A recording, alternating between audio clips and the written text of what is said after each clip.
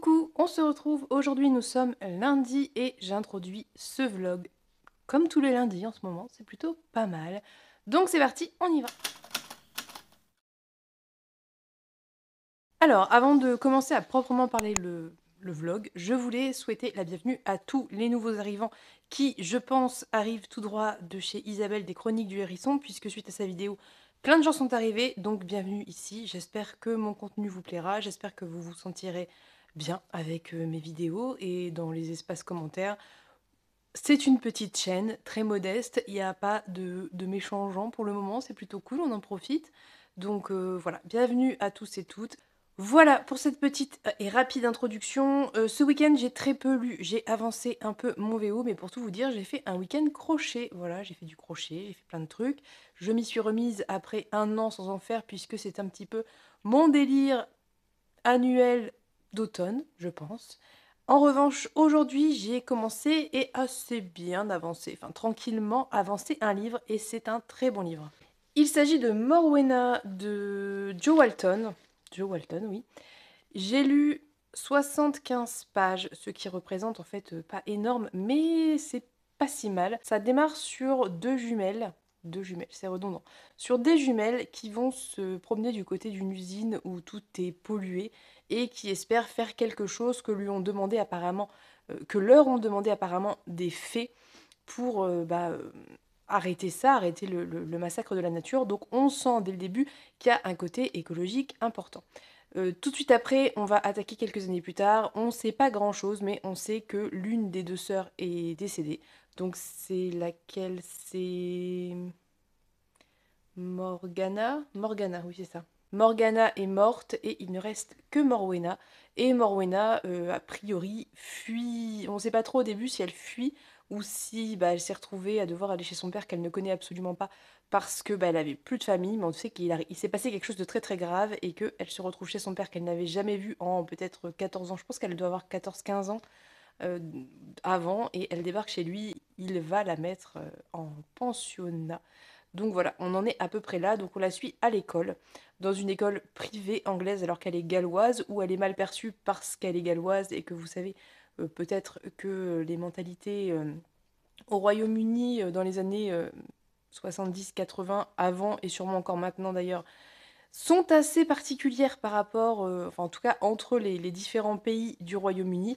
Donc elle est assez mal perçue parce qu'elle est galloise, elle est un peu perçue comme une paysanne parce qu'elle a un accent gallois. Voilà, elle est dans l'optique de faire ses études, qu'elle suit avec brio, et en même temps elle fait sa vie et elle est passionnée par les livres et notamment par la science-fiction.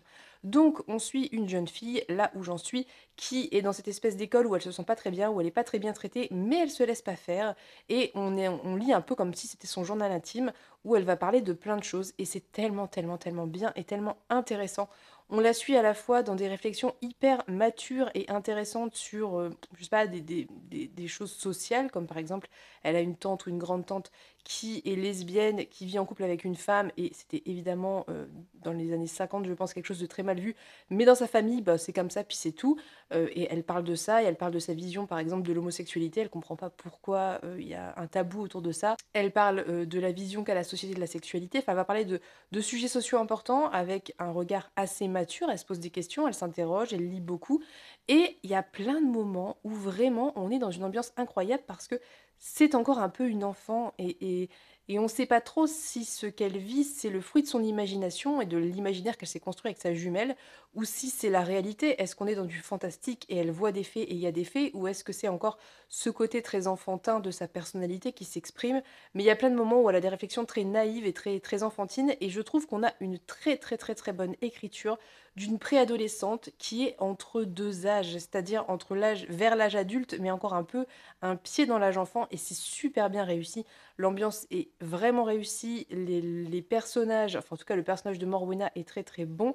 Les personnages autour, pour le moment, on les a pas tellement vus, on les croise rapidement, mais en fait, c'est une jeune fille qui est assez solitaire, qui vit beaucoup dans ses livres, et en plus, suite à un fameux accident dont on ignore tout, mais qui a tué sa sœur, elle-même est handicapée. Elle a une jambe qui est douloureuse et qui ne fonctionne pas très bien. Donc, typiquement, elle est excusée pour le sport, elle est, comme on dit, dispensée de sport.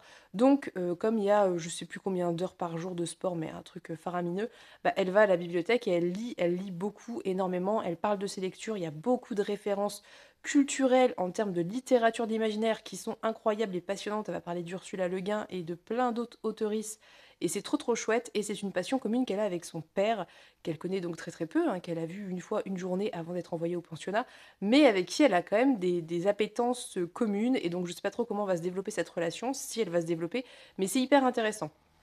Bref, c'est vraiment très chouette. Franchement, ça se lit tout seul, c'est très particulier, mais c'est très très chouette. Et je retrouve un petit peu ce que j'avais ressenti quand j'avais lu Mes vrais enfants. Alors, on n'est pas du tout dans les mêmes thématiques et tout, hein, mais il y a un peu de. Enfin, quoique, il y a des thématiques communes quand même, mais il y a quand même un petit peu de ça dans cette écriture qui est à la fois très douce, très, très chaleureuse et en même temps où on est confronté à la violence des autres et du monde, hein. Ça va par exemple parler d'harcèlement scolaire, entre autres, et de rapports intrafamiliaux très très très compliqués. Donc il y a vraiment ce mélange incroyable entre bah, la dureté de la réalité, de la vie, et tout cet espace qu'elle se crée et qui est très réconfortant. Enfin, il y a vraiment des moments très random que j'ai adoré, où elle veut aller s'inscrire à la bibliothèque, et donc elle va parler de tout ce qu'elle doit faire pour s'inscrire, et elle va parler de ses livres qu'elle lit, et de librairie, enfin de toutes les choses que vous aimez quand vous êtes lecteur ou lectrice, donc c'est génial. Bref, on en reparlera, j'espère bien le finir assez rapidement et pas le faire traîner. C'est un emprunt médiathèque qu'il faudrait que je ramène dans pas trop longtemps, et puis j'aimerais bien avancer mes lectures, d'autant que je dois terminer mon VO et que du coup j'ai très peu avancé ce week-end, donc il faut vraiment que je me mette un coup de pied aux fesses aujourd'hui, demain, parce qu'après ça va être compliqué vu que le live c'est mercredi. Je sais pas dans quelle mesure je vais y parvenir, mais je vais tout faire pour aller le plus loin possible, même si, encore une fois, je le redis, c'est vraiment très complexe. Je trouve que c'est très complexe parce que il y a tout un pan de l'histoire qui se passe dans un espèce d'univers de SF, et il y a du vocabulaire qui est quand même assez précis, et je pense des idées qui sont difficiles à traduire, hein, en fait, en tout cas pour moi dans mon cerveau, quoi. Et du coup il y a toute une part du récit que je comprends très vaguement et c'est assez frustrant, mais je vais essayer de continuer ça. On en reparlera dans tous les cas prochainement, je l'espère. Ouais, j'espère aller le plus loin possible. Donc voilà, rien de plus par rapport à ce week-end. Voilà, j'ai pas beaucoup lu. Et c'est la vie, et ça fait du bien de faire autre chose parfois aussi. Donc là, mon objectif, que vous l'aurez compris, c'est d'avancer mon VO, c'est de terminer Morwena et aussi de terminer La fille qui se noie, puisque je l'ai commencé et que je ne l'ai pas non plus avancé. Voilà, vous savez tout pour aujourd'hui, donc je vais vous laisser, je vais pas plus vous garder, je dois tourner d'autres choses et j'aimerais bien aller lire, comme dit précédemment. Donc je vous fais des bisous et on se dit à plus tard. Coucou, nous sommes mercredi 15 novembre et je n'ai pas filmé hier comme d'habitude puisque vous le savez maintenant, le mardi c'est ma journée blindée et j'avais pas le temps. Donc j'ai reçu un livre que je voudrais vous montrer. Je l'ai reçu lundi soir, et pourquoi je vais vous le montrer? Parce que je l'ai entamé. C'est le tome 2 de Pallas sur les flancs de l'Ida, donc toujours de Marine Carteron. Vous n'êtes pas sans savoir, si vous me suivez depuis cet été, que j'ai absolument adoré, mais vraiment adoré le premier volume. J'ai tout aimé dans le premier volume. J'ai aimé l'écriture, j'ai aimé les procédés d'écriture, j'ai aimé les histoires, j'ai aimé à la fois tout ce qui avait rapport au monde des dieux, tout ce qui avait rapport au monde des humains, bref, tout m'a plu dans ce premier volume, et du coup j'ai demandé si la maison d'édition pouvait me faire parvenir le tome 2, chose faite. Il est bien reçu, il est déjà entamé. Je ne sais pas si je le terminerai cette semaine, je vais essayer, mais c'est pas sûr parce que j'ai d'autres lectures aussi à faire. Toujours est-il que je l'ai entamé, j'ai lu ça, ça se lit très vite, hein, parce que vous savez, le Rouergue, ils ont quand même une présentation qui est très aérée, qui est très agréable d'ailleurs. Et du coup, en fait, on voit pas les pages passer, c'est incroyable. Mais soit, pour ce que j'en ai lu jusqu'à présent, je suis toujours aussi fan du style de Marine Carteron, vraiment, j'aime beaucoup son écriture. Je trouve qu'elle a une capacité d'osciller entre des moments voilà, d'écriture hyper fine, hyper poétique, vraiment, mais je veux dire, musicale à l'oreille, quoi. Il y a des phrases que je relis plusieurs fois parce que je les trouve belles à l'oreille, et des moments beaucoup plus prosaïques, surtout dans les dialogues avec les personnages, que je trouve vraiment, pour moi, c'est vraiment une gestion des tons qui est exceptionnelle, parce que c'est bien d'avoir un peu de tout, d'autant quand on écrit pour de la jeunesse, pour un public jeunesse, un public young adult plutôt. Donc vraiment très très bon. Sur la couverture, vous pourrez peut-être reconnaître Prométhée, donc cette fois-ci on va retrouver promettait entre autres, bien évidemment. Je ne vais pas développer, plus que ça l'histoire parce que, bah, c'est un tome 2. Mais dans tous les cas, je vous en reparlerai, c'est sûr et je vous parlerai peut-être des thématiques très vaguement puisque dans le tome 1, ce que j'avais aussi aimé, c'était toutes les thématiques en sous-texte au-delà des histoires qui étaient dans l'ouvrage, quoi. Donc on en reparlera bientôt, je vais l'avancer, je pense que je vais lire ça aujourd'hui et voilà. Donc on en reparlera, ça sera lu très rapidement. Et puis voilà, du coup j'ai terminé la lecture de Morwena de Joe Walton hier. C'était vraiment une excellente lecture, j'ai vraiment vraiment beaucoup aimé. Je vais vous en faire un point, pas trop long parce que c'est un livre pour lequel je n'ai pas pris de notes, bien que j'aurais dû parce qu'il y avait beaucoup de choses à noter. Mais j'étais tellement dans l'appréciation de ma lecture du moment que j'avais du mal à m'arrêter pour prendre des notes. Donc voilà, je ne l'ai pas fait, j'ai profité de ma lecture. Dans Morwena, je crois que je vous ai déjà fait le résumé, oui, lundi, donc je vais pas vous refaire le résumé.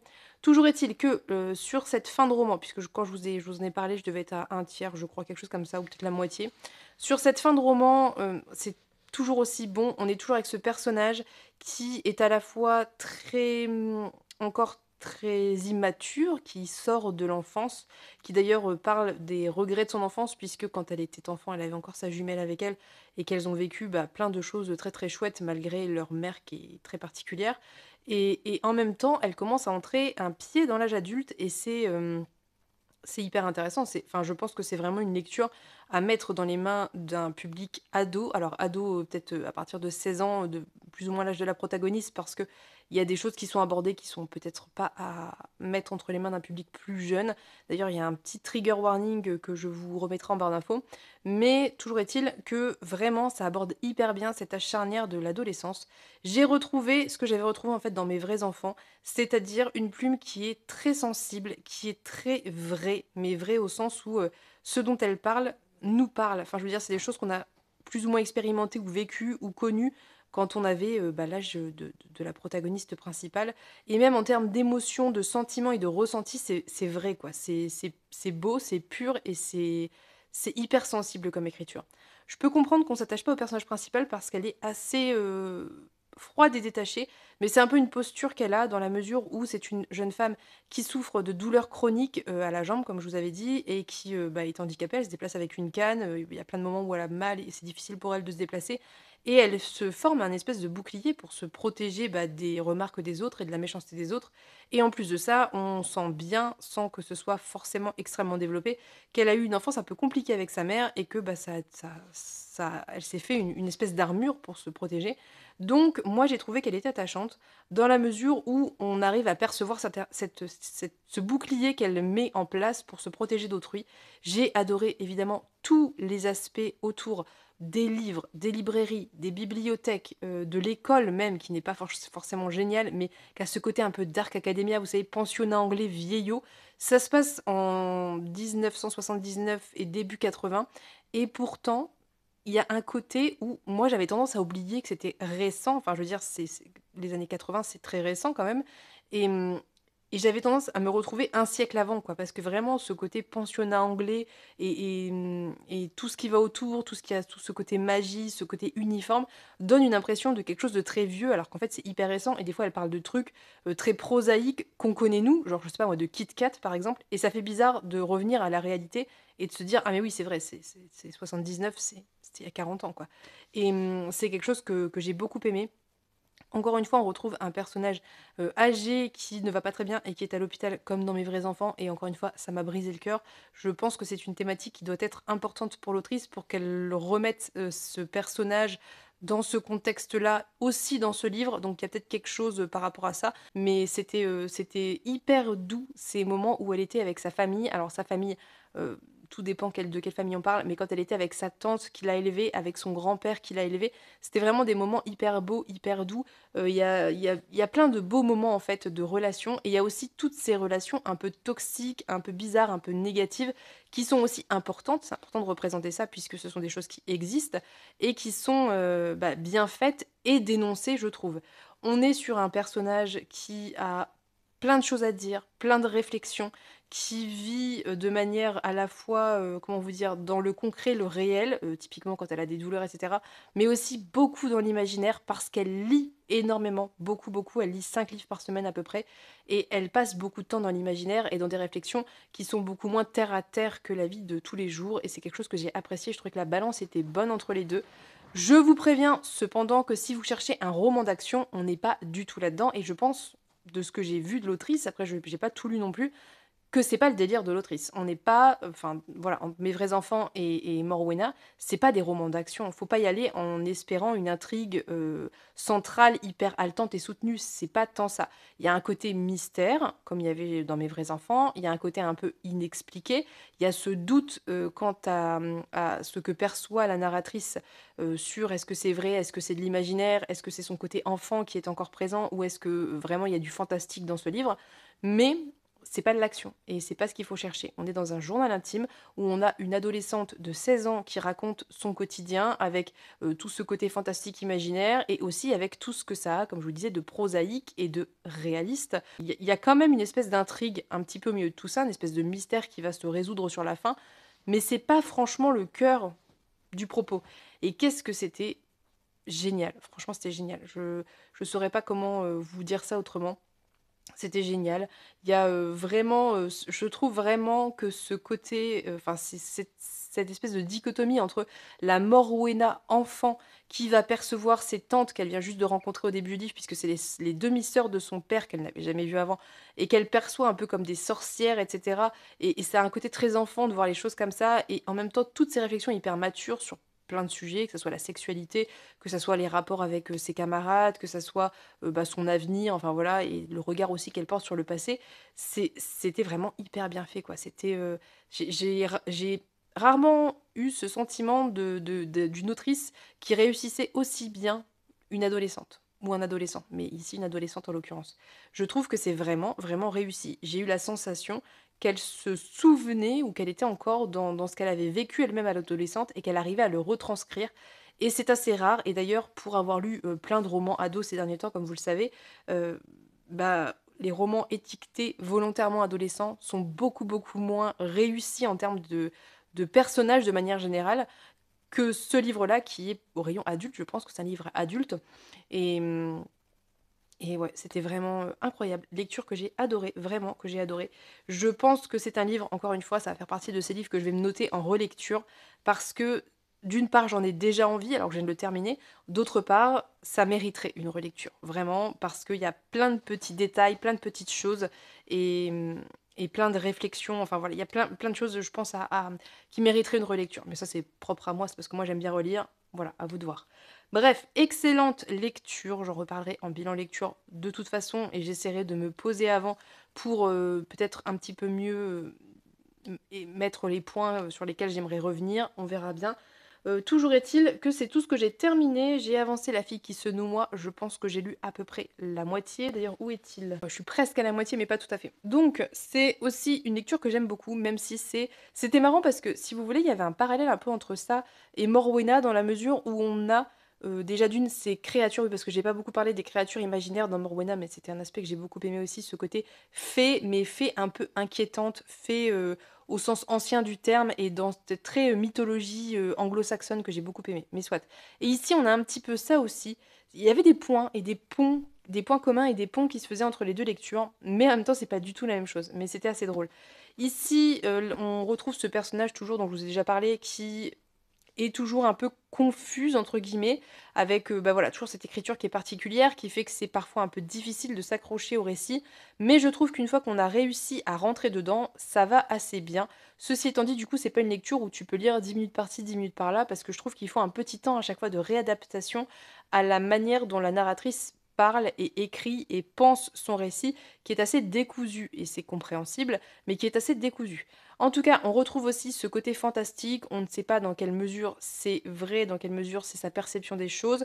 On sait qu'il y a une part de vérité, enfin en tout cas on suppose parce qu'on ne sait jamais totalement, on ne peut jamais être sûr totalement qu'il y a du vrai dans ce qu'elle dit parce qu'elle-même n'est jamais sûre, mais on suppose qu'il y a une part de vérité, mais dans quelle mesure elle s'imagine le reste.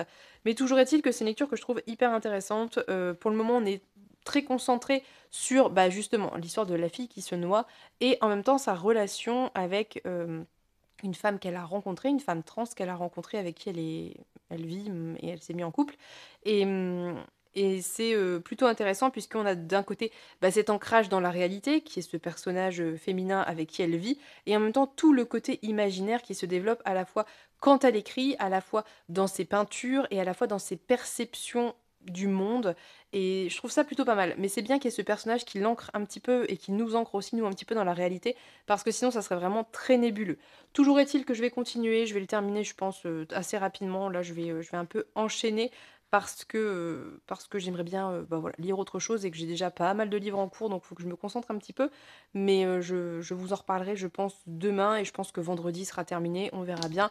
Mais là, je suis un petit peu sur ces 2 là et j'aimerais bien, rapidement reprendre le Jaworski que j'avais entamé, donc c'est Janu Avera, il y a 1000 ans maintenant et que j'ai pas continué alors que j'ai très envie et que je suis hyper intriguée. Donc je pense qu'après, je vais reprendre ça et je vais un peu faire passer mes SP parce que j'en ai pas mal à lire et que, en fait, je demande des SP parce que ça me fait envie et parce que voilà, mais j'ai toujours l'impression qu'on va me dire non et en fait, plein de maisons d'édition me disent oui et du coup, je me retrouve avec plein d'SP qu'il faut que je lise, ce qui est normal et que j'ai envie de lire en plus puisque je les choisis volontairement. Je veux dire, c'est pas des trucs qu'on m'envoie comme ça sans me demander mon avis.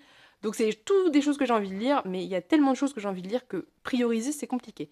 Soit, nous verrons bien. Toujours est-il que je vais terminer ça, je vous en reparlerai demain, je vais essayer peut-être, de peut-être pas terminer les 2, mais bien avancer de manière à demain, pouvoir, terminer peut-être dans la soirée et puis voilà, c'est tout pour aujourd'hui. Je devais si, vite fait, je continue le fil de mes histoires qui commencent et qui, avancent de jour en jour. Je devais récupérer aujourd'hui, le manga, le tome 12 de l'Atelier des Sorciers et je suis allée à la librairie de manga et ils ne l'avaient pas encore reçu, ils devaient recevoir aujourd'hui, mais voilà. Et du coup, je l'ai vu ensuite dans ma librairie classique, mais j'ai fait le choix d'attendre la semaine prochaine pour aller le récupérer dans la librairie de manga parce que c'est une toute petite librairie, que le mec est hyper sympa et que voilà, si ça peut le soutenir et l'aider, je peux bien attendre une semaine, ça va pas non plus, voilà, c'est pas très très grave. C'était pas non plus une priorité absolue, c'est pas comme si je devais l'offrir demain en cadeau, donc ça attendra une semaine. Mais je vous montrerai ça dès que je l'ai, bon, dans le prochain vlog du coup. Concernant d'ailleurs le VO d'octobre, donc c'est Light, je sais plus, je vous remets ça ici. Je pense que je vais abandonner. Alors, je vais nuancer le propos tout de suite. Je ne trouve pas que ce soit mauvais. Je ne trouve pas que ce soit pas intéressant, mais je pense qu'il faut que je lise en traduction.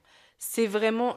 en fait, j'aime beaucoup ce que je lis, mais je rate, j'ai l'impression, la moitié des choses et ça me frustre énormément et du coup, j'ai pas envie d'y retourner parce que j'ai l'impression que plus j'avance dans le livre et plus j'en rate et plus j'en rate et plus je suis frustrée. Je ne sais pas s'il va être traduit ou pas prochainement, mais je le lirai dès qu'il le sera. Je pense qu'il va l'être à mon avis.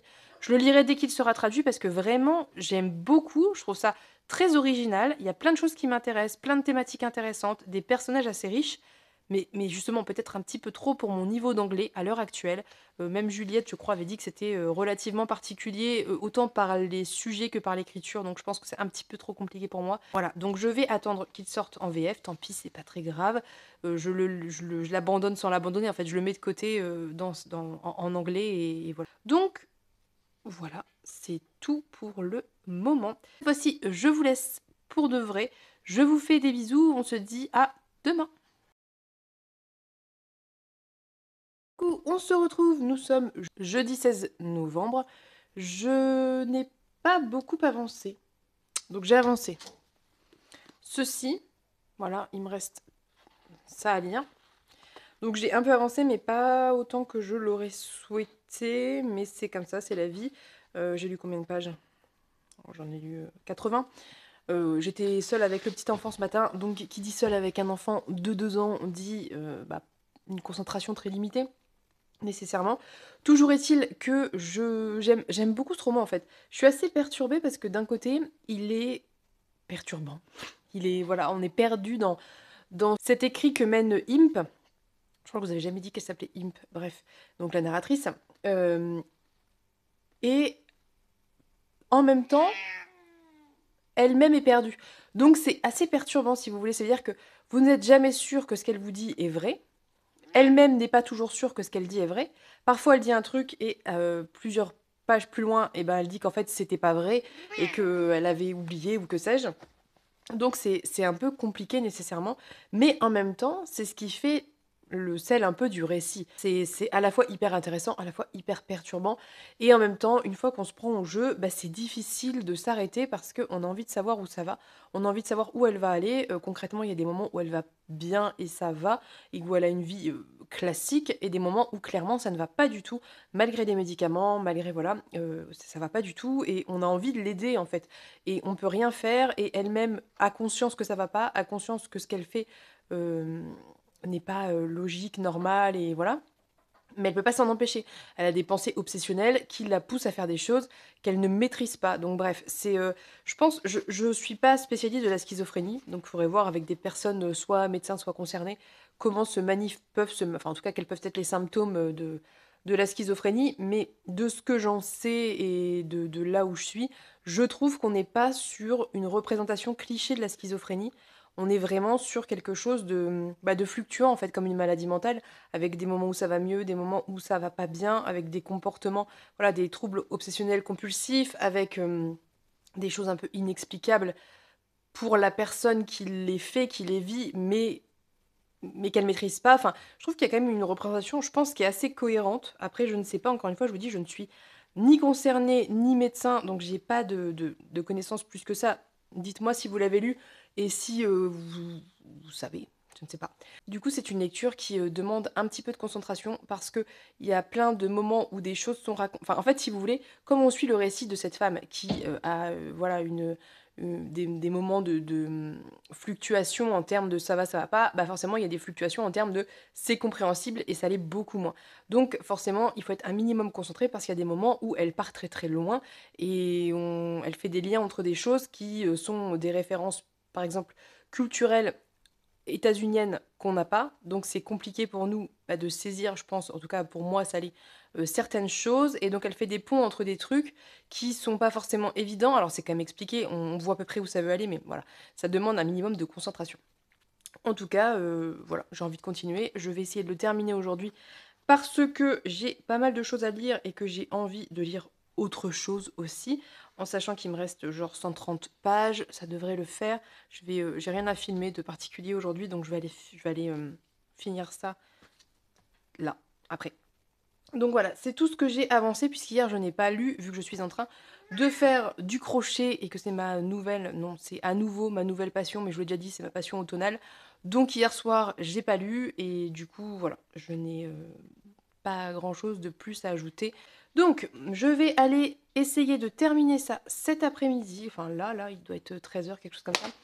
Et puis, je vais voir ce que je lis. Peut-être que je vais m'occuper de mon défi lecture parce que j'ai des petites lectures pas extrêmement compliquées et exigeantes à lire. Donc, je vais peut-être me concentrer là-dessus pour faire une petite pause parce que on est entre ça et Morwena, même si Morwena se lisait très bien et que j'ai adoré et que ça, c'est très chouette aussi, ça reste des lectures quand même un minimum exigeantes dans la mesure où on est sur cette ligne entre le fantastique et le réel, ou en tout cas ici, il y a enfin, il y a ce côté fantastique, mais qui semble plus être lié à la pathologie de la narratrice. Mais toujours est-il que du coup, on est sur la ligne entre vrai et pas vrai, imaginaire et réalité, et du coup, c'est quand même assez exigeant, mine de rien. Et puis surtout, j'ai très très très très envie, mais il est où d'ailleurs? Et puis, j'ai très envie de continuer ça, parce que du coup, je ne l'ai pas continué, et c'est pas l'envie qui me manque. Donc, en gros, mon programme pour cette fin de semaine, concrètement, on va essayer d'être carré et logique, c'est de terminer ça. Alors, on est d'accord, c'est optimiste, mais en sachant que ça, je peux le terminer aujourd'hui. Ça se lit vraiment, vraiment très vite. Et ça peut se faire sur le premier, je sais plus en combien de temps je l'avais lu, mais voilà, ça s'était lu très très vite. D'ailleurs, ça m'avait sorti d'une petite panne de lecture, mais soit. Ça, c'est un petit peu plus exigeant, hein, c'est du Jaworski, c'est plus de l'historique, c'est un peu plus compliqué. Mais ça a aussi ce côté très addictif. Donc je pense que ça peut se faire. Quand je dis fin de semaine, on s'entend, hein, c'est jusqu'à lundi prochain. J'aimerais bien me faire ça sur cette fin de semaine, week-end. Voilà, ça serait une bonne chose, tout en continuant à faire mon crochet à côté parce que ça me fait envie et que je ne vais pas non plus me priver de faire autre chose. Donc on va être sur ce programme-là. Je vais vous laisser pour aujourd'hui puisque je n'ai pas grand-chose à ajouter vu que j'ai peu lu. Donc, sur ce, on se laisse. On se dit à demain. Coucou, on se retrouve, nous sommes vendredi et j'ai terminé 2 livres. Oui, j'ai terminé 2 livres. Pour commencer, comme un peu prévu, j'ai terminé La fille qui se noie de Kathleen R. Kiernan, qui est un SP que j'ai reçu de la part d'Albin Michel Imaginaire, que j'ai lu en lecture commune avec Emmeline, et qu'on a toutes les deux beaucoup aimé, bien que ce soit très perturbant, on a beaucoup aimé. Donc je vous en ai déjà quand même pas mal parlé, j'ai pas grand chose à ajouter comme vous pouvez vous imaginer. Sachez juste concernant la fin que c'était assez surprenant, qu'il y a eu un peu un retournement de situation auquel je ne m'attendais pas tellement et qui était plutôt bien fait. C'était bien fait parce que c'était vraiment un jeu assez subtil entre les problèmes de santé mentale du personnage principal et la réalité.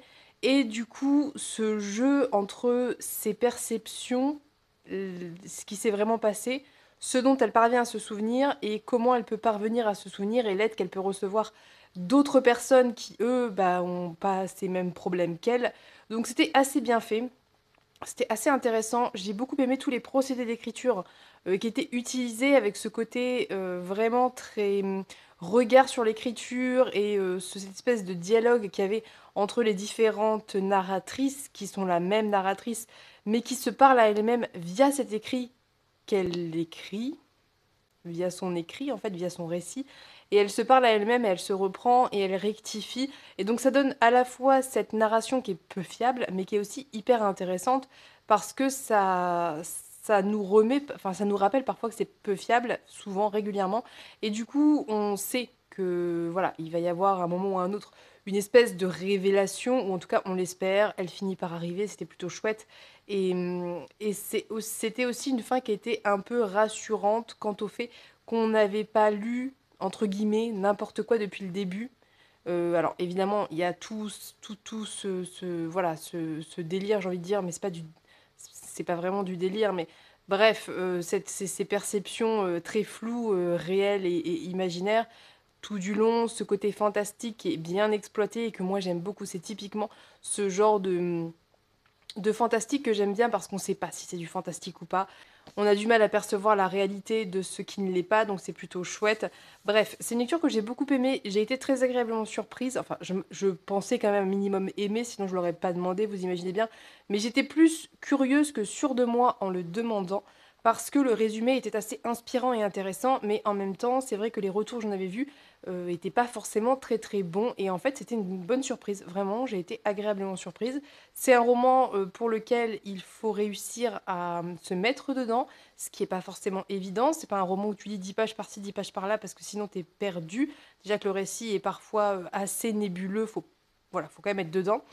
Mais c'était hyper intéressant. C'était bien fait, c'était bien écrit. Moi, j'ai adhéré. Je vous recommande, si ça peut vous intéresser, ce genre d'écriture qui est un peu nébuleuse, un peu particulière, si c'est des trucs un peu perchés comme ça peut être vraiment pas mal. Et du coup, hier, j'ai aussi... Enfin non, ce matin, du coup, j'ai terminé le tome 2 de Palace, donc sur les flancs de Lida, écrit par Marine Carteron, que m'ont envoyé les éditions du Rouergue. Oui, je suis dans une semaine où je lis mes SP. Toujours est-il que vous savez que j'ai adoré le tome 1 que j'avais emprunté en médiathèque. J'avais donc demandé le tome 2. D'ailleurs, il faut que je me prenne le tome 1, mais soit. Et c'était trop chouette, c'était trop bien. C'était dans la même lignée que le premier. En gros, là où le premier posait les bases des enjeux des histoires, donc on posait vraiment tout pour comprendre l'enjeu général de cette trilogie. Ici, on est vraiment dans le déploiement du plan stratégique d'Athéna et c'est la première fois, comme je disais, je crois sur Instagram, que je vois une Athéna qui est représentée comme une stratège militaire réellement et pas juste comme une déesse un peu vindicative. Enfin voilà, elle a quand même une profondeur supplémentaire, bien qu'elle soit extrêmement égoïste comme tous les autres dieux et déesses, mais elle a quand même une certaine profondeur et elle est bien représentée, je trouve, mais comme en fait tous. Et c'est ça que j'adore aussi dans cet ouvrage. Pour en revenir sur la trame générale, là on est vraiment dans le déploiement du plan d'Athéna par rapport à Pallas, qui est donc sa sœur de lait, si on peut dire ça comme ça, et en tout cas avec qui elle a grandi, etc., et qui a été enfermée dans une espèce de statue de bois cachée à Troie. C'est l'intrigue du 1, ça spoil rien, c'est dès le début, c'est expliqué dans le 1. Et en fait, tout l'objectif d'Athéna, c'est de libérer Pallas, et il se passe plein de choses qui font que c'est un peu compliqué. Mais petit à petit, et c'est d'ailleurs comme ça que sont découpés les chapitres depuis le 1, on approche du moment de la chute de Troie. Donc cette fois-ci, on démarre à, je ne sais plus, 43 ans, 44 ans avant la chute de Troie et on termine à 20 ans avant la chute de Troie. Donc vraiment, très chouette, ça s'approche, du dénouement. 20 ans avant la chute de Troie, vous voyez à peu près à où ça se situe par rapport à l'Iliade, hein, puisque, on est, vraiment pas loin du début de la guerre de Troie, puisque la guerre de Troie a duré 10 ans. Donc, voilà, c'était vraiment une très, très, très, très bonne lecture. Je suis toujours aussi fan et de l'écriture et des procédés narratifs mis en place, puisque on est dans des chapitres en alternance de point de vue, parfois à la troisième personne, parfois à la première personne, selon les personnages. Donc on est plus ou moins proche de certains personnages, bien évidemment. On a toujours cette excellente représentation des dieux et déesses qui ont des émotions, qui sont pas totalement dénuées d'émotions, hein, typiquement Athéna et Pallas, par exemple, mais pas que, mais qui sont quand même très bien représentés, extrêmement égoïstes et égocentriques, avec très peu de considération pour les êtres humains. Et en même temps, on représente aussi pas mal leurs faiblesses, à savoir que bah, les dieux et déesses n'ont de puissance que si ils sont vénérés par les humains et que en fait leur seul point faible et leur seule peur, c'est d'être oubliés, parce que si tout le monde les oublie, bah il n'y a plus personne pour les vénérer, donc ils n'existent plus. Et c'est vraiment bien fait, c'est bien représenté, j'ai beaucoup aimé ça. J'ai trouvé que tous les dieux et déesses étaient représentés pour moi dans leur essence de manière très bien faite, que ce soit Athéna, que ce soit Zeus notamment, que ce soit Héra, enfin vraiment tous étaient vraiment très intéressants. Et j'ai beaucoup aimé aussi les représentations des humains, cette fois-ci contrairement au 1 où on est avec pas mal d'humains qu'on connaît pas forcément, il y a moins d'humains qu'on connaît. Alors on connaît les dieux et déesses, on connaît les demi-dieux, on reconnaît déjà quelques héros genre Héraclès, mais dans l'ensemble, on connaît pas trop les personnages. Et là, cette fois-ci, on arrive à des personnages qu'on connaît, puisqu'on commence à s'approcher de l'Iliade, en fait. Donc, on commence à voir apparaître Priam, à voir apparaître voilà, des figures hyper importantes, comme Hécube, comme Paris, comme Hector, enfin, des figures très importantes de Troie, mais aussi des figures grecques hyper importantes, puisqu'on voit Hélène, Agamemnon et tous les autres, Iphigénie et compagnie. Voilà, donc tous ceux qu'on connaît de l'Iliade, qui commencent petit à petit à arriver au fur et à mesure que le temps avance. Et ça aussi, c'est très bien fait parce que finalement, on est sur une temporalité qui est assez grande en termes de vie d'humain, mais en fait qui, en termes de vie de Dieu, est rien du tout. Et ça, c'est quelque chose que j'ai trouvé assez perceptible et bien représenté. J'ai beaucoup aimé voilà, les enjeux qu'il y avait entre les humains, la manière dont étaient représentés les humains et notamment les femmes. J'ai beaucoup aimé la représentation, par exemple, d'Hélène qui vit quand même des choses pas faciles, on va pas se le cacher, et qui typiquement voilà, a des problèmes de santé mentale. C'est assez bien représenté, je trouve que c'est assez cohérent avec ce qu'on peut savoir d'elle, de la mythologie antique, mais aussi voilà, de ce qu'on peut en deviner en fait, de ce qui apparaît en négatif. Donc ça, c'était très très bien fait.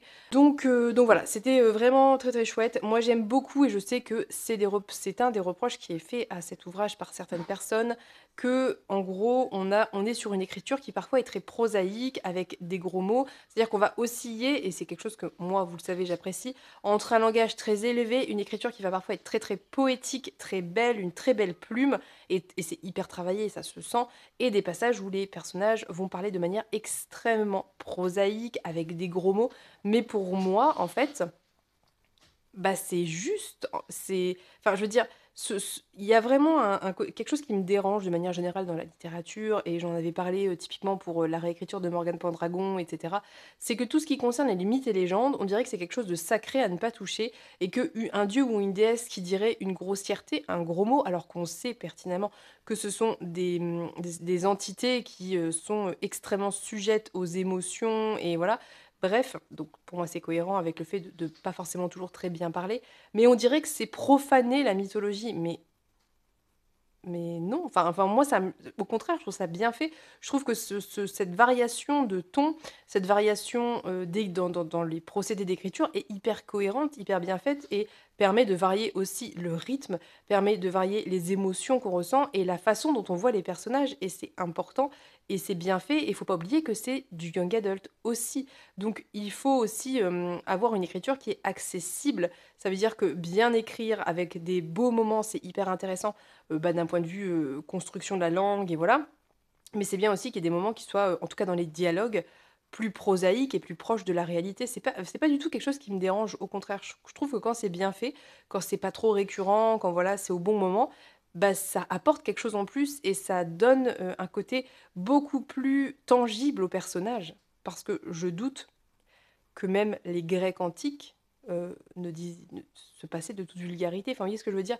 Bref, donc pour moi, c'est vraiment, enfin, j'ai pas de point négatif à en donner. Je trouvais que le rythme était bon, l'histoire avançait comme il fallait. J'ai adoré toutes les pièces du puzzle qui, petit à petit, se remettaient en place par rapport à la mythologie qu'on connaît. Typiquement, bah, voilà, les événements qui vont se passer à 3. Enfin, il y a vraiment pour moi, une virtuosité dans la manipulation des mythes qu'on connaît pour arriver à une espèce de chronologie romancée dans une certaine mesure, bien évidemment, qui rend cohérent un espèce c'est comme si on enfin, comment vous dire? C'est comme si on connaît tous plein de petits bouts de cette mythologie, plein de petites histoires et ici, Marine Carteron arrive à tisser tout ça pour en faire un espèce de déroulé cohérent, logique et bien amené, avec des intentions peut-être différentes de celles de la mythologie de base, mais hyper intéressantes. Enfin, vraiment, pour moi, c'est un très, très bon livre. Ça se lit tout seul, c'est, c'est haletant, c'est ce qu'il faut. Enfin, pour moi, c'est ce qu'il faut, quoi. Et j'étais à fond. J'avais pas envie de m'arrêter. D'ailleurs, je l'ai lu très, très rapidement. Et je vous recommande, encore une fois, vivement. Si vous aimez les réécritures mythologiques, si vous avez envie d'un young adult qui soit intelligent, vraiment, où la romance est extrêmement tertiaire et bien souvent manipulée, enfin c'est la romance qu'on connaît en fait dans la mythologie de base, c'est des histoires d'amour qui existent dans la mythologie de base et qui sont pas plus romantisées que ça en soi, au contraire souvent. Et si vous avez envie de représentations qui soient fidèles à la mythologie, mais en même temps avec certaines subtilités supplémentaires, ça peut vraiment vous plaire. C'est un young adult, ça se lit super bien, c'est intelligent. Et j'ajouterai, pour compléter mon propos, qu'il y a un réel travail autour du livre. On a un résumé du tome 1 qui fait un recto verso qui est hyper concis et qui rappelle tout ce qu'il faut. On a des tableaux de généalogie, de famille. On a une carte très claire, très lisible au début. À la fin, je vous montre, il y a quand même tout ça d'annexes et qui sont hyper intéressantes. Donc où, voilà, comme la dernière fois, l'autrice remet chapitre par chapitre ce qu'elle a repris, ce qu'elle a modifié, ce que voilà, en précisant les personnages inventés, les personnages où elle a tiré un petit peu les fils de ce qu'on en sait, en tout cas de ce qui existe dans la mythologie. Ensuite, on a tous les personnages triés et cités. Donc on a les immortels, on a les mortels, troyens, grecs, enfin voilà quoi. Et on a à la fin même un petit bonus du tome 3 qui sortira en mai, puisque l'autrice m'a dit ça tout à l'heure. Il sortira en mai, donc en plus c'est trop chouette parce que la trilogie sera finie sur une année et je trouve ça génial. Ça fait du bien des trilogies qui mettent pas 4 ans à sortir, donc c'est vraiment trop trop chouette. Vraiment pour moi, cette saga, c'est un excellent c'est un très grand coup de cœur. Du coup, j'ai terminé ça ce matin et j'ai enchaîné avec enfin, j'ai repris Januavera de Jean-Philippe Jaworski et donc me suis retrouvée face à un problème. Alors, j'ai pas demandé à la maison d'édition, mais je ferai peut-être à Folio parce que je voulais l'écouter en fait en alternance audio et livre papier, puisqu'il y a plein de moments où je peux pas lire et du coup, je me dis, bah, autant l'écouter. Sauf que le livre audio, en fait, les chapitres ne correspondaient pas. Et je ne sais pas si c'est une erreur ou si il y a un chapitre qui a été volontairement enlevé, je ne comprends pas. Donc en gros, le premier chapitre était le même. Et arrivé au deuxième, ça correspondait plus. Et donc j'ai pas compris. Donc j'ai fini par écouter le troisième qui correspond au deuxième du format poche. Donc c'est comme si en fait dans le format poche il manquait un chapitre entier. Donc je ne sais pas si c'est une erreur, je ne sais pas, je demanderai à la maison d'édition. Ça m'a quand même pas mal perturbé pendant un petit moment jusqu'à ce que je trouve un chapitrage du grand format publié chez les Moutons Électriques et de voir que l'audio et le grand format correspondaient et que c'était du coup le livre de poche qui avait un problème. Mais je ne sais pas si ça a été volontairement fait comme ça ou pas, je n'en ai aucune idée. Donc je demanderai à l'occasion, faut que j'y pense, j'ai pas eu le temps encore. Toujours est-il que du coup, bah, vu qu'il manque un chapitre dans celui-ci, je vais l'écouter en audio. Voilà, je l'ai presque terminé d'ailleurs, sachant que les chapitres sont extrêmement longs, hein, je vous le dis. Mais voilà, là où j'en suis, ben, c'est un peu compliqué de vous en parler parce que il s'est passé plein de trucs et en même temps pas grand-chose. En fait, en gros, si je comprends bien, Januavera, c'est un livre qui parle de plein d'histoires, de plein de personnages différents dans un même univers. Et donc chaque chapitre, a priori, parle de différents destins. Donc là, j'ai lu celui du roi Léo, je ne sais plus, Léogard. Léo de Gare, voilà, le roi Dieu Léo de Gare. Ensuite, là, le chapitre que j'écoute, c'est le chapitre qui concerne une guerre par rapport à un royaume. Ça se passe après ce premier chapitre, je pense, si j'ai bien tout compris. Et donc, je vais voir où ça mène. En même temps, c'est dans la comment ça s'appelle? ça fait partie de gagner la guerre, donc il y a une logique en termes de guerre, hein, voilà. Et donc le chapitre 3 du coup, qui est le chapitre 2 ici que j'avais commencé à attaquer, qui s'appelle Mauvaise donne, démarre avec un espèce d'assassin, voilà, comment on appelle ça? Un tueur à gages, quoi. Donc voilà, ça a l'air d'être plein de destins différents et en fait, quand je regardais les titres des chapitres, effectivement, il y a quelque chose de logique. Le suivant, c'est le service des dames. Après, on a une offrande très précieuse, le comte de Suzel. Enfin, je me demande si c'est pas limite plein de nouvelles au sein d'un même univers qui vont mener à gagner la guerre, où je pense que là, c'est peut-être plus complet. Je crois que ça, c'est un point 0, c'est un tome 0.5. Mais bref, du coup, je me renseignerai pour ce chapitre disparu. Et puis je vous en reparlerai. En tout cas, je suis ravie de retrouver la plume de Jean-Philippe Jaworski, qui est toujours excellente, qui est assez complexe, on va pas se mentir. Il y a quand même une volonté d'écriture assez élevée qui correspond à une espèce de fantaisie médiévale très. C'est particulier, quoi. Même si, de ce que j'ai vu dans Mauvaise Donne, on est avec un personnage plus du peuple, et du coup, le vocabulaire est un petit peu plus simple. Mais ça reste quand même assez complexe, hein, Jean-Philippe Jaworski, mais moi, je suis très très, comment vous dire? Mon esprit, fonctionne très bien avec l'écriture de Jaworski, donc je suis très contente. Je vais lire ça tranquillement. Je pense que je vais me prendre autre chose en parallèle parce que c'est une lecture exigeante et que ça me fera pas de mal de lire autre chose, mais je ne sais pas encore quoi. Est-ce que je me prends franchement, j'hésite à me sortir, je pense que je vais me sortir Terreur à Smokolo parce que c'est un petit jeunesse tranquille, rapide et j'ai très envie. Nous en reparlerons dans tous les cas. Je vais vous laisser pour aujourd'hui parce que j'ai beaucoup, beaucoup, beaucoup parlé et que j'ai pas envie que ça dure 1000 ans. J'espère que ça va pas durer 1000 ans. Je reviens demain pour conclure, clôturer, vous dire au revoir et tout ça, et vous dire où j'en suis. Donc, on se dit à demain. Coucou, on se retrouve, nous sommes samedi. Je reviens donc pour clôturer ce vlog. J'ai un petit peu avancé Janua Vera de Jean-Philippe Jaworski que j'ai principalement écouté. Toujours est-il que c'est très chouette. On est vraiment dans des chapitres pour le moment de ce que j'ai pu écouter. J'ai écouté 2 chapitres et demi en sachant que les chapitres sont très très très très longs, hein, surtout celui que j'écoute là, où en gros il n'y a pas de lien apparent entre les histoires si ce n'est le royaume, les noms des royaumes, etc. Et je crois que c'est à des époques différentes et des protagonistes à chaque fois différents. Donc je sais pas. En sachant que comme c'est un tome 0.5 qui a été écrit, je crois, après Gagner la guerre, peut-être que ceci explique cela. J'ai voulu les lire dans l'ordre. Peut-être que si j'avais lu après Gagner la guerre, ça aurait eu plus de sens. Franchement, je sais pas du tout. Je sais pas. Donc nous verrons bien. Mais je pense que c'est des nouvelles, hein. Voilà, on en reparlera de toute façon. On verra bien. En tout cas, c'est très intéressant et très bien écrit comme toujours. Là, dans la nouvelle que je lis qui s'appelle Mauvaise Donne, donc avec le fameux personnage Benvenuto, on est dans une ambiance très italienne, je dirais même peut-être un peu vénitienne par certains aspects.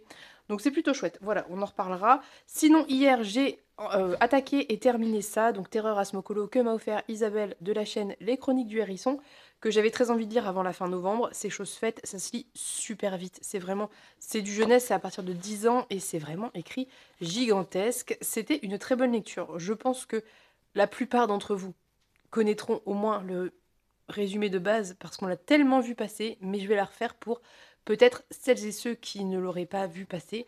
Dans Terreur à Smokolo, on suit le personnage d'Oli, qui est une jeune fille de 11 ans qui a perdu très récemment sa maman et qui ne va forcément pas très bien et qui enfin voilà, est assez solitaire. Elle va au collège, mais elle reste vraiment dans son coin, toute seule. Elle est plongée principalement dans les livres et ce qui se passe, c'est qu'un soir d'octobre, pour profiter du lac ou de la rivière ou que sais-je qui est à côté de chez elle, avant qu'il fasse froid, elle va pour se baigner. Elle rencontre une femme qui veut jeter un livre dans la rivière. Elle va sauver le livre et commencer à le lire. C'est une histoire assez effrayante avec des fantômes qui fait un peu peur et tout et tout. On n'est pas loin d'Halloween, donc ça fonctionne très bien. Et le lendemain, il y a une sortie d'école et elle se retrouve dans l'histoire du livre en fait. Et c'est très particulier, il se passe des trucs assez effrayants. C'est à partir de 10 ans, moi j'ai flippé, mais après vous savez que je suis pas une très grande courageuse, donc voilà. Mais j'ai flippé, j'étais pas fière, donc après avoir lu ça, eh bien je suis passée sur quelque chose de plus léger, hein, pour me détendre un petit peu, parce que j'étais pas très à l'aise. Au-delà de l'histoire principale qui était très chouette, très sympa et qui faisait tout à fait le job, j'ai trouvé que la manière dont les personnages étaient travaillés était très intéressante. D'une part parce qu'il y a clairement des partis pris de l'autrice concernant le fait de représenter des personnages peut-être pas dans la norme sociale habituelle attendue. Donc ça peut être des toutes petites choses, mais qui sont très chouettes, comme par exemple son père qui passe beaucoup de temps à cuisiner, qui fait des activités qui peuvent être perçues dans nos sociétés patriarcales comme dites féminines. et à l'inverse, de sa mère qui était une grande sportive et cetera. Donc j'ai trouvé que c'était chouette d'avoir des représentations de modèles parentaux un petit peu différents, bien qu'on soit quand même sur un modèle parental hétérosexuel, mais voilà. Ça aborde à quelques moments des thématiques, voilà, sur, je ne sais pas moi, des manières de voir les choses ou de se comporter qui, encore une fois, ne correspondent pas aux attentes sociales patriarcales et on a des personnages qui sont assez nuancés. On a un personnage qui est un petit peu harcelé par les autres parce qu'elle n'est pas comme tout le monde. Et bref, donc ça aborde plein d'autres choses en sous-texte, notamment le deuil bien évidemment, dont je n'ai pas reparlé mais ça semble assez évident.